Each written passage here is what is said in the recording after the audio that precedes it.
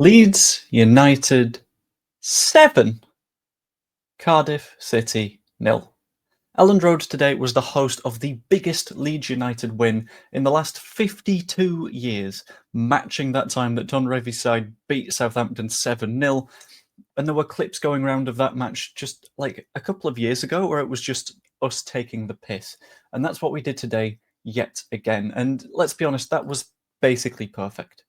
If you could have a football match where every single thing that you do goes right, 7 words there, that works, that would be it. So instead of trying to do some broad sweeping, what went well, what didn't go well sort of things, I'm going to talk about every single position and just go for it. And we're going to talk about absolutely everywhere and what went well, what didn't go well, everything. And we're going to have to start with the goalkeeper because many people will look at this match and go, goalkeeper didn't have to do anything. To be fair, they still had a couple of shots. They were bad. Let's be completely clear. Cardiff City did not create many chances. But the ones they did still needed saving. And that diving save to the left for Meslier, where he managed to get his top hand over to it, very nice save. You don't have to say much about Ilan Meslier in this match because he had fuck all to do. Cardiff City, a very, very bad side, but you still have to give him the credit for we kept the clean sheet. Admittedly, not as busy as you'd expect him to be in a match like this, but then again, you wouldn't expect us to win 7-0. But part of the reason he wasn't so busy was the centre-backs.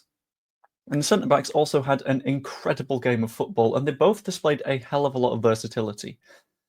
At left centre-back, Ethan Ampadu, who came in and basically helped to completely dominate the game with his passing.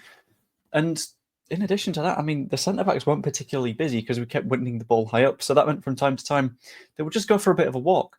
Joe Rodon, for example, at some point, I think it was in the first half, he just dribbled his way all the way through their front line into their midfield before playing the ball off. And you're like, no, you know what? Go on, Joe. Because he deserved that, because he'd done really very well. In addition to that, we got an even bigger boost. In addition to Ampadu and Rodon in the side, we got Pascal Strout coming back, which was just sort of ridiculous because welcome back. You've got the best defensive partnership in the league in terms of expected goals against. How about you add one of your best players this season to the mix and we'll just see what sort of mess we can make of them. Ridiculous. Absolutely stupid. We are too good for this division right now, and a lot of that also came from the wingbacks. Now, before I dive into the main crux of the wingbacks, I'm going to talk about Sam Byram, who, let's be honest, didn't do too much. This is because he didn't need to do too much. When he came on, we were 4-0 up, something like that, and we weren't doing as much bombing on down the right-hand side. However, before that point, Jayden Bogle was looking very, very good, but admittedly not being as high as he normally is, but that's purely because Dan James was just obscene in that match, but we'll talk about that a little bit later. And in addition to that, on the other flank, we had Junior Firpo. And Junior Firpo decided to mark his return to the side by going, no. This is why you have a left-footed left-back. The guy got 3 assists, which is just an absolute piss take. And he is just everywhere on the pitch. He's at left-back. He can sometimes slot into midfield. You can tell that he plays for the Dominican Republic as a 10 because sometimes he'll just pop up over there. Functionally a winger a hell of a lot of the time. And the thing with Junior Firpo is you know that ball in is always going to be absolutely masterful. And from the first minute, we were absolutely all over this side. And Junior Firpo was such a big part of that by just getting us constantly on that front foot. Ridiculously good. The fact of the matter is, he might not even be the man of the match, and that is insane to consider when he's had the match that he's had. And for this to be his first start back is such a ridiculously positive sign that, honestly, I think he's got to play against Coventry. There could be a conversation, we're away from home, we might not want to be as aggressive. I don't want to listen to those conversations right now, because I think if you take Junior Firpo out, you could mess with this momentum, and this momentum is insane. On that note, let's talk a little bit about things going incredibly well. And I don't think you can ignore the central midfield. 1 second, I need to pause the recording for a moment. And then we need to talk about the centre of midfield, where Joe Rothwell made his return and showed why he is a very, very good option in midfield. The fact of the matter is we have 4 senior midfielders. I forgot Josh Gilavogi. 5 senior midfielders. Every single one of them has their own unique little niche in which they can come in and do a job. So we know, for example, Ethan Ampadu can do the defensive midfield stuff really well, which he did towards the end of the second half. We know that Ilya Gruev is, again, more of a holding midfielder, but he's still very good at progressing the ball. But when you bring on Joe Rothwell, you know you're going to get someone happy to dribble the ball, happy to progress, and that's what he did today. He was such a key part of linking up those aggressive parts of the midfield, working well alongside Tanaka as well, who was great at the ball retention stuff, great at the somehow turning and magically being in miles of space thing. The central midfield is the metronome that keeps things ticking over, and we know that in this Daniel Farke system, as long as all of the parts are ticking and the cogs are moving as they need to, you will score goals. And that was spectacular. What we saw today was the ultimate version of Daniel Farke's system working as it should. And a lot of that came from the wingers. So we had 6 goal scorers today in a 7-0 win. 4 of those goals came from players in wide positions. 4? No, 3. I forgot about someone else. You had Dan James scoring after getting 2 assists, which honestly for me puts him up there for the man of the match conversation. You had Mana Solomon scoring incredibly early on, and you had Willie Nonto with that mazy little dribbling run, cutting all the way through their back line and just firing it in at the near post. And I think on the Square Ball after the match, on their reaction show, they said something like they'd be really mad if Ilan Meslier didn't save that because it sort of trickled a bit. At the same time, that's tucked right into the corner. There are very few goalkeepers that are just going to be casually saving that.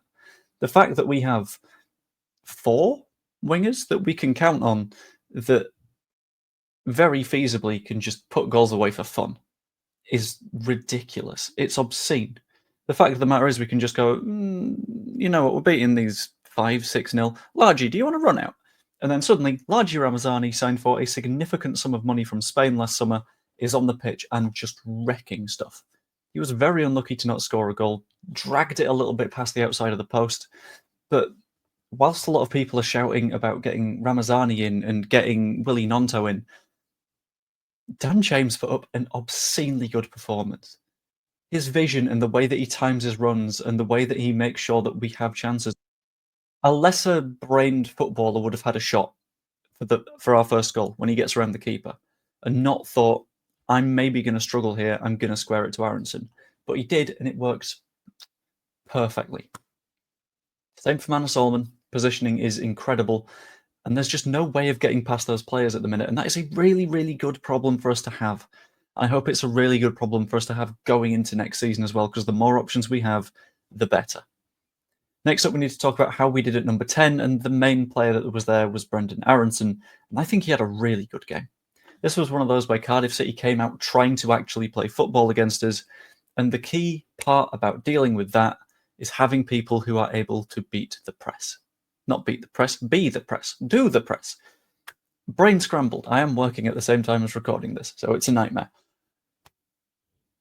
And Aronson is such a key part of that press because we know that Piru isn't necessarily going to do the same amount of running. But goddamn, you've got Aronson to do the running for the both of them. And combining with Dan James and Mana Solomon pressing on the wings, they really struggled to play out past us. They did it very, very rarely, and the few times that they did, they were well swept up by the midfield and the defence. They didn't cause us a problem at all, and there's an interesting argument for also discussing Joel Piru in this position because he dropped back into that place after the substitutions. I'll get into that in a minute under the striker section, but basically Aronson, another really good game, and proved that whilst he might not be on the best of form recently, he's still a ridiculously good footballer for this level. And we need to keep taking that into account because we ain't a half bad side here. Then we need to talk about the striker. Joel Piru is a headache a lot of the time. I was on Jer's watch along on Big Up and said the frustrating thing about Joel Piru is I've been saying for the last week or so maybe we need another profile of number 9 in because Piru tends to drop a little bit deeper and that causes problems for Aronson. In this match, Piru drops a bit deeper and Aronson thrives and Piru thrives.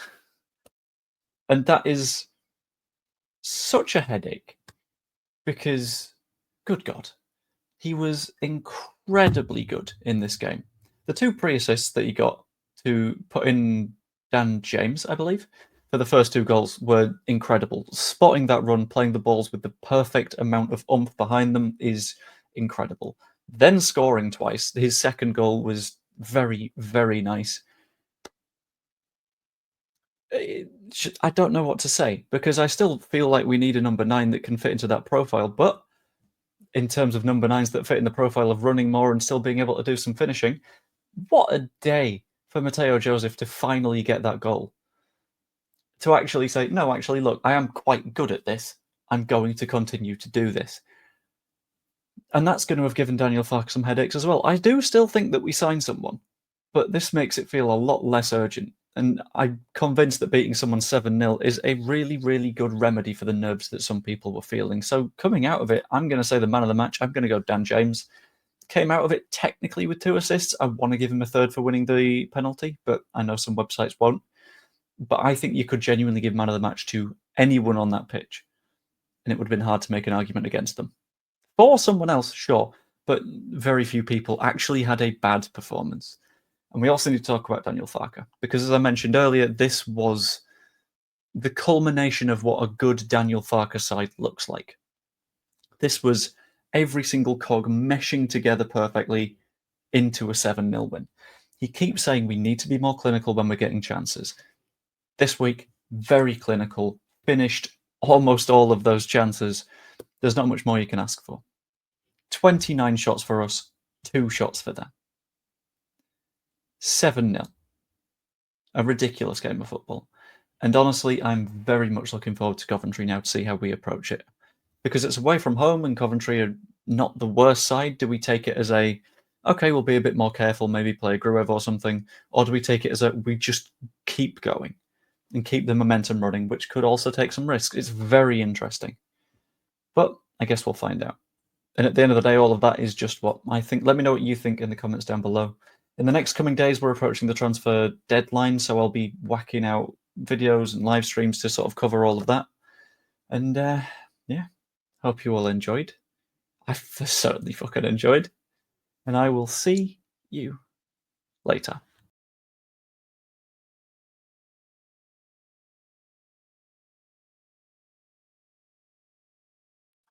That was really smooth. I accidentally left the StreamYard. See you later.